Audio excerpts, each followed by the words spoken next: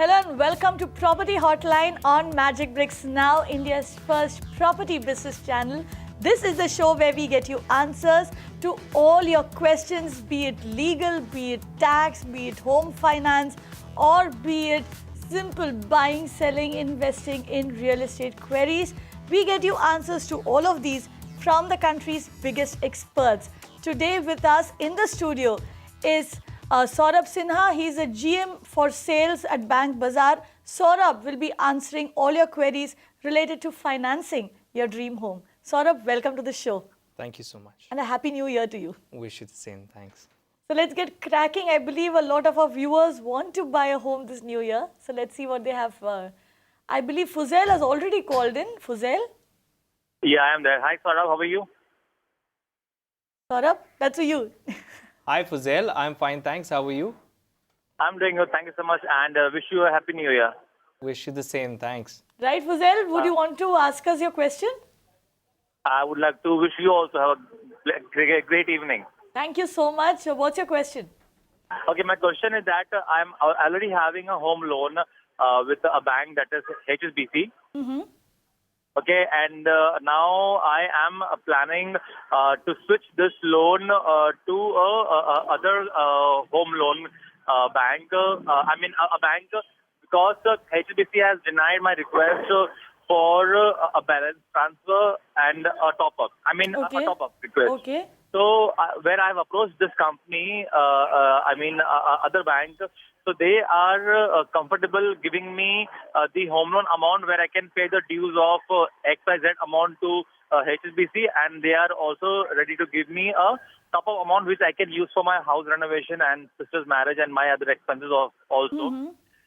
But there is one litigation. And the problem what I'm facing is that this is my second marriage, and I have taken this home loan in 2008. 2008 till date, the EMI is been paid from my account. And while I've taken the home loan from HSBC, I am the applicant, and my first wife was a co-applicant. Okay. Now, this bank where I have approached for a home loan transfer and a top-up, now they are asking me to get the registered power of attorney from my first wife, and she's in no contact with me because she is now she has given me divorce as per Islamic culture. Okay. Okay. And now she has converted into Hinduism, and now she is married to another person, and she is in Australia. She's no more in India. Okay. While we were going through a divorce process, she has given me a power of attorney with all these stamp duty, sign, signature, thumb impression, but unfortunately, that is not the notary. But So do now you have this power of attorney which he gave you? Do you have I that still have with that you? power of attorney. Yeah, I have that power of attorney, but that is not notary. So I just wanted to understand and get some advice from the expert, that is Saurabh, that in this process, can I still go for a balance transfer, and the bank from whom I'm taking the balance transfer and a top amount, Right. can they still give me the amount? Saurabh, I believe just notarizing that would solve the problem, right? Right, If the bank is ready to but give it law calls for the notary process to happen in person. So the notary needs to see the signing happen in front of him or her from both the parties, and also that this agreement needs to be on a stamp paper. So those are the two requirements by law. Okay. Now, I'd like to ask whether the question of the ownership of the property came up during the divorce proceedings in the court. But I would highly recommend that you somehow try to establish contact with your ex-wife and have her give you a properly executed power of attorney on stamp paper. It is required by law. Fuzail, there's no getting around it. You have to get in touch with her and get her to, give you that is power there of any attorney in court. Saurabh, is this thing possible that whatever power of attorney I have currently, can I talk to a lawyer, an expert lawyer, and can I make that a notary? Absolutely, you can try for it. Definitely, the lowest hanging fruit and the next step for you. I'd highly recommend you do that. Any other bank should not have a problem giving you a balance transfer or a top-up. I believe you've already received an approval from another bank for the same. But before they finally sanction the amount, you'll need a proper notarized power of attorney from your ex-wife. Right, Okay, Fuzel? So okay. you do Yeah. need to get in touch with her, but also try seeing if just notarizing that will work, okay? Absolutely. Right. Thanks for calling in. Before we move on, this is, Saurabh, this is a very common thing these days. And we are getting a lot of these queries from our viewers. So let's just break it down for them, especially if you are stuck in a divorce and you have taken a home loan as a co-applicant, or if you've taken a home on joint ownership. What is the paperwork that you need to sort out before, alongside signing the divorce papers? No, so again, it's the power of attorneys. In this case, Fuzel has been paying the EMIs, right? I'm not sure why his ex-wife is a co-applicant. Whether her earnings were also taken into consideration while giving the loan sanction. But essentially, a power of attorney is a must, which enables Fuzel in this case to showcase to the new bank that he owns the property. Right. Essentially, that's what the second bank is trying to ascertain. Okay. So the power of attorney is yes. non-negotiable. You need to get that in place before you sign the divorce papers. Yes, ideally. Right? So key takeaway there, if you're getting into a divorce, get that power of attorney also signed, especially if you have a home loan, which is a joint home loan. Let's move on. We have a question coming in from Yogesh, who's called in. Yogesh? Hello. Hi. Welcome to Hi. Property Hotline. Tell us what's your question. My question is that actually I had taken a home loan of rupees 24 lakhs in the month of April 2014. And that time my salary was 40,000. So actually I'm paying the EMI regularly, and I already paid, as well as I'm paying. I already paid 1 lakh rupees as a part payment. So Yogesh, could you be a little louder there? Yeah, 1 minute. Ma'am, actually, I had taken a loan of rupees 40 lakhs, for 24 lakhs in the year of April 2014. And that time my salary was 40,000 per month. So I'm regularly paying my EMI, as well as I already paid the 1 lakh rupees as a part payment for that. So my salary now increased to 65,000. So actually, I'm just planning to buy another house. So actually, my question is that how much I will take a loan? Means shall I take? Am I able to get another loan, home loan for that? Or my another question is that my father is a pensioner. So may I attach his income to that particular, to taking a loan? So you want to know if you're eligible for a second home loan, and can he also include his father as a co-applicant who's a pensioner? Yogesh, I think you can definitely take a second home loan. Typically, 4 to 5 times of your annual income is what a bank will give you as a home loan, all right? Since you mentioned that you earn about 65,000 rupees now, basic calculations show me that you're eligible for a maximum of about 35 lakhs, right? And you have taken a loan of about 24 lakhs, of which you've done about 16 EMIs. I'm guessing, you've paid about 5 to 6 lakhs and you're left with about 18 to 19 lakhs, right? So you still have about 15 to 17 lakhs that you can additionally take for a second home loan.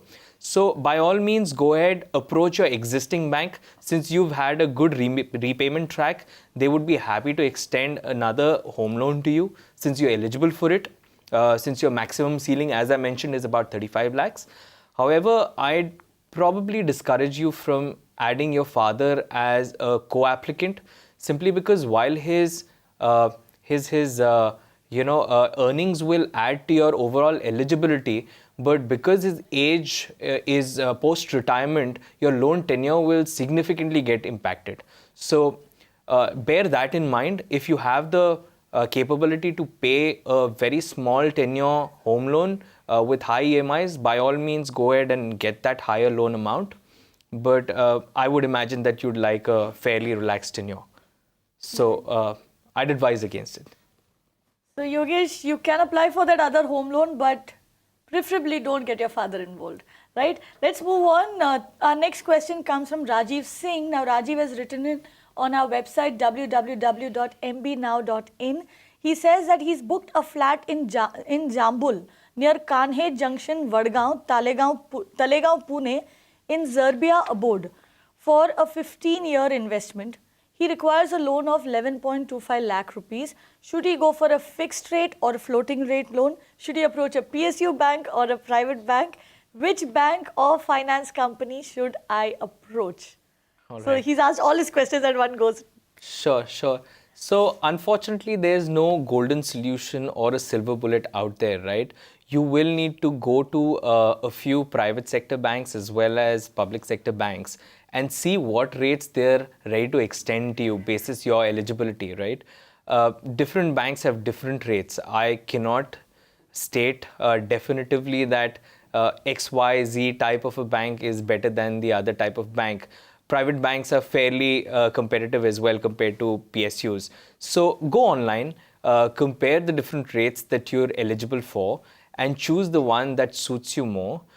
Interestingly, again, all banks offer floating as well as fixed rate offers. So it again depends. That's a very interesting question that he's asked, because we are seeing interest rates coming off now. They are slowly reducing, and banks are expected to pass on the rest of the repo rate reduction. So at this point in time, should you go for a fixed or a floating rate? I would go for a floating rate because it's getting revised downwards. The base rate is getting revised downwards. Now, at all times, you should go for a bank that has a smaller spread, right? The spread is the additional amount or the interest rate that the bank charges over and above the base rate. So smaller spread will always have the bank under pressure to reduce the base rate, all right? I've covered this the last time as well. So go for a bank with a smaller spread rate, and then I would advise, given today's scenario, to go for a floating rate. A fixed rate will keep you on the same interest rate for the next 3 to 5 years, may not suit you today. Right. So this is a good time to go for a floating rate loan, and also remember that when you actually sit and compare the interest rates that different banks are offering you, also compare the spread, because that is key to making your home loan cheaper, right? Let's move on. Our next question comes in on the phone. Hello? Hello. Hello. Hi, welcome to Property Hotline. May I know who's calling? I'm Rajesh from Chennai. Yes, Rajesh, tell us what's your question. Yeah, I had been watching a program earlier. I think there was an expert opinion saying that there's an overdraft home loan also available in the market. Right. But right now I'm servicing a home loan with Vijaya Bank. Okay. But they deny such accounts. So I just wanted to know which other bank gives me the OT loan and whether the interest rates are the same as a normal home loan account. Right, Rajesh, great question over there. And for those viewers who have not seen our earlier episodes, could you first explain what's an overdraft home loan and then get into which banks are actually offering it? Sure. An overdraft home loan is again very similar to a top-up, right? And many banks in the market offer the same. So amongst the PSU banks, I can tell you that SBI and Central Bank offer that. In the multinational banks, you have Standard Chartered as well as HSBC that is offering it. So do seek loan quotes from these banks. Yeah, I mean, that's what an overdraft is. I hope that answers the question. How is that beneficial for a customer? Well, I mean, over and above a home loan, you also get a top-up amount, right, which allows you to invest in, let's say, renovation and other expenses.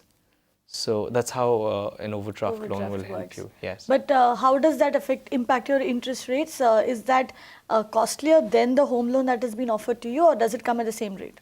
No, in fact, it can be at a lower rate sometimes because the bank sees a successful repayment track, right? So it is ready to take on additional risk at a lower interest rate. Always less risky than a new customer who's applying for a new, fresh home loan. So it could come at either the same rate or maybe a lower rate. So it's a win-win for the bank and the customer. The bank knows that this guy is going to repay my loan, while the customer can get a little more over and above the loan amount. So Rajesh, that's your question answered. SBI, Central Bank, HSBC, Standard Chartered, all of them offer overdraft on the home loan, right? Let's move on. Our next question comes in from Shank Parikh, who sends his question in on our website www.mbnow.in. Remember, you can also send in your questions on the website. He says there's an under construction property in Mumbai. 13 out of 20 floors have been built. The cost of a flat here is 1.5 crore rupees. Now, he has taken a loan for the same and he has some cash from his savings. How should he deal with the payment plan? Because he says the builder is eager to get the cash first. So, should he give him the cash first and then apply for a loan? And what if the loan for the remaining amount doesn't get sanctioned? Right. Is it advisable to pay cash? No, I would strongly advise you against paying cash. Use a DD or a check to pay that amount. On the loan part, right, no bank will actually disburse a loan unless you have paid part of the loan from your own savings. So it's imperative that you first pay using a check or a DD, and then the bank will sanction the remaining amount, for which I'm understanding that you've been approved by the bank. Right. So play safe. Do not pay in cash. Pay through check or a DD. You will have record. In case there is a problem later on, you will have some paper trail to back up. Let's move on to our next question for the day. Sean D'Souza has written in to us via email. Now, Sean has taken a home loan from DHFL in February 2013. He says that he's paying an EMI of 35,000 rupees. His outstanding amount is 25 lakh rupees. The loan tenure will end in 2024. He has 4 SIPs of 1,000 rupees each, and the accumulated fund in this till date is 4 lakh rupees. His salary is 1.5 lakh rupees and he works for 7 months in a year. He wants to know whether he should break his SIP and make part payment for the loan, or continue paying with the SIPs and let the units accumulate. It's a very interesting question there. A lot of information. Very interesting question. Now, I'm guessing you're getting fairly good returns on your SIP. You're investing about 4,000 rupees every month to have accumulated 4 lakhs. I'm guessing you've been investing for some time now, which also tells me that you've probably locked in your NAV units, which is how they measure prices of the assets that you're purchasing for investment at fairly low levels, right? My guess is, looking at the reforms that the government is going to roll out fairly soon, stock markets are going to do very well, okay, in the coming 3 to 4 years.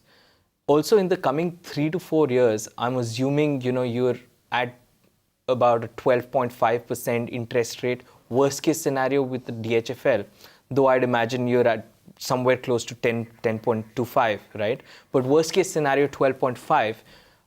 Over 3 years, you'd approximately save on a cost of about 1.6, 1.7 lakhs tops, right?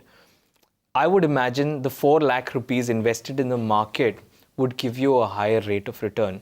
Essentially, the question is all about comparing what 4 lakhs would save you or would earn you, right?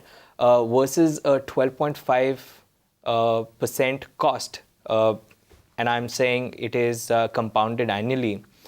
Any good fund in the market would give a return of about 15% compounded annually. My recommendation is, if you're not in a lot of hurry to pay off the loan amount, stick with your SIPs. Do not break it. Also, by not breaking the SIP and paying off your loan amount, you will end up having the interest expense that you can set off against your income, right? So you have that as an additional Saurabh, benefit. What you've given is a very technical answer. Sure. For the benefit of our viewers, let me ask you something very simply. Sure. I have SIPs where I am actually investing money. Right. I have a home loan, which is also an investment in a way, which also gives me a tax deduction. So net, does it really make sense to repay that home loan using money from my SIPs, or should I just let both the assets grow? Because I am in effect creating 2 assets over here. Sure, absolutely. But when you're just taking on a home loan, most of your EMIs are going towards your interest payment, not your payment towards the principal, right?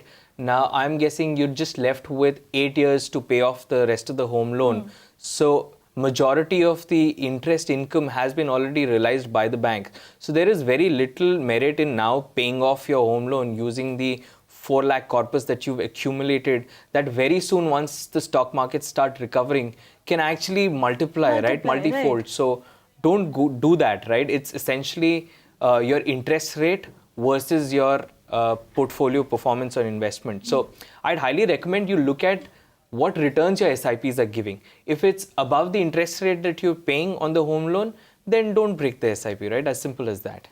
Basic thumb rule, if your SIPs are giving you a better return than the interest rate that you're paying, do not break the SIP. Continue repaying the home loan. At the end of the day, you're getting two assets, so you shouldn't be too bothered about it. Plus, you're getting tax reduction, right? Let's move on. I believe Mr. Nagpal has called in. Yes, Hello? sir. Yes. Mr. Nagpal, yes बोलिए. Sir, मेरा question ये है हाँ जी. कि पहले सालों में possession लेने से पहले जो इंटरेस्ट पेमेंट किया जाता था वो अगले 5 साल में इक्वल इंस्टॉलमेंट में इनकम में से रिड्यूस हो जाता था. क्या अब ये क्लास खत्म हो गई है या स्टिल है? मतलब पोजीशन के पहले जो आप EMI भरते हैं, क्या उसका आप टैक्स डिडक्शन ले सकते हैं? आप यही पूछना चाहते हैं ना? पूछना चाहते हैं अगले 5 साल में equal installment. So there was a tax deduction that was being given. Is that still valid for the pre-EMI that you pay, the EMI that you pay before possession? Right. I believe it is still available. So you can get, a tax benefit against the pre-possession EMI because that is still going against the interest payment. But what I know is that the tax benefit is much lower than after your possession. Right. But that is payable in equal installments over 5 years, right? The tax deduction. That's what he wants to know. I wouldn't know this. We'll need to just go deeply into tax deduction rules, but I wouldn't know if it is equally deductible. Right Nagpal ji, आप को tax deduction अभी भी मिल सकता है. जो आप कह रहे थे, जो पोजीशन के पहले आपने जो EMIs भरे हैं उस पर टैक्स डिडक्शन अभी भी आपको मिल सकता है. पिछली बार वो कह रहे थे कि जो आपने EMI दी है उसे आप अगर डिडक्ट करते हैं तो पेनल्टी अट्रैक्ट होगी, इसलिए मैं ये सवाल पूछा. अच्छा, नहीं, इनका कहना है कि जो आपने दिया है प्री EMI जो आपने दिया है, पोजीशन के पहले जो आपने दिया है, उस पर टैक्स डिडक्शन आपको अभी भी मिलेगा, लेकिन वो कुछ कम हो सकता है. यानी पोजीशन के बाद जो इंटरेस्ट पर आपको टैक्स डिडक्शन मिलता है उससे ये कम होगा. ये 1,500 और 1.5 लाख और 2 लाख के क्या कंडीशन है? 1.5 लाख और 2 लाख का क्या कंडीशन है? I think he is talking tax free about slab. Yes. तो आपका जो 1.5 लाख का स्लैब है, इनकम स्लैब है, दैट इज नॉट टैक्सेबल. तो आपका जो भी टैक्सेबल अमाउंट है वो 1.5 लाख के इनकम के ऊपर के टैक्स स्लैब में ही आपको बेनिफिट मिलेगा. I think what he's asking over here is 1.5 lakh, 2 lakh is the limit that you can claim on home loan. The tax limit that, the amount of deduction that you can claim on home loan, that is up to 2 lakhs, right? 1.5 to 2 lakhs. Yes. Right. Yes. तो नागपाल जी, basically आप जो है 2 लाख तक का जो exemption है अपने home loan पर क्लेम कर सकते हैं. लिमिट वही है. ठीक है? Thank you very much, sir. Let's move on. We have another question coming in on our website from Shank Parik again. He says that he saw an advertisement from DSK Projects in Sainaka, Madhukosh. As per this advertisement, if you book a house with them, there is no need to pay interest on EMI on the home loan, and the tenure of your home loan is approximately 8 years instead of 20 years. For example, if a flat costs rupees 1 crore, one has to pay 20 lakh rupees and the remaining 80 lakh will be paid in 8 years and 4 months with an EMI of 80,000 rupees. He wants to know whether it's advisable to buy a project with such a scheme, and why is the scheme not being given by other builders as it is an advantage for the buyer. Now, this is something that we had discussed on this channel as well, but please break it down. Right. The example that Shank has given here tells me that the 80%, which is the 80 lakhs, is being given almost at 0% interest rate, which is a fantastic offer. There are often, examples in the market where a builder will have a tie-up with a special bank, right? And the end offer extended to the customer is a 20-80 offer, which is what you're talking about here, Shank. So this is not a very unique offer. There are many other builders and many other banks who, with a tie-up amongst themselves, offer this to end customers. I think it's a fantastic offer. However, having said that, please look for detailed loopholes in your agreement. I wanted to actually highlight a loophole. Now, they're saying 8.33 when the running rates are around 9.65 to 10%.